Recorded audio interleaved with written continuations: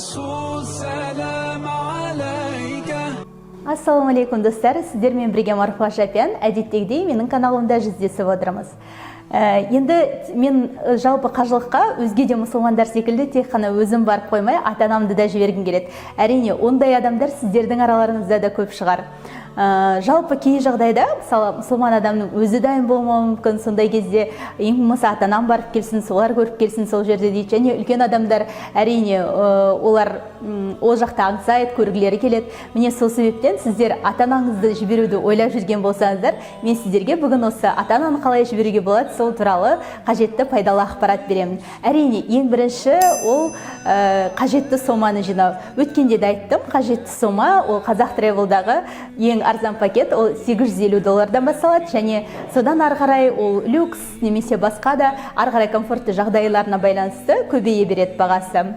Ал одан кейінгі екінші керек нәрсе ол паспортын дайындау. Яғни ата-анамыздың сыртқа шығатын төлқұжатын дайындауымыз керек. Одан кейінгі үшінші қажет дүние ол 4x6 суреті, фото суреті. Енді құжаттар жинай бастаған кезде бұның барлығын автоматты түрде өздеріңіз де дайындарсыздар. Одан кейінгі төртінші керегі әрине әртүрлі мына ыстық жақтарда болатын түрлі аурулар бар, соларға қарсы екпе салдыру керек міндетті түрде. Сол екпе сертификаты болу керек. Ал бесіншісі, яғни соңғысы, ол мемлекет алдында қарызы болмау керек. Мемлекет алдында қарызы деген қалай? Осы жерде анықтап кетейік сәл. Айыппұлдары және салықтық қарыздары, сонымен қатар банктерде төлем уақыты өтіп кеткен қарыздары болмау керек, ал несиесі болса бола береді екен.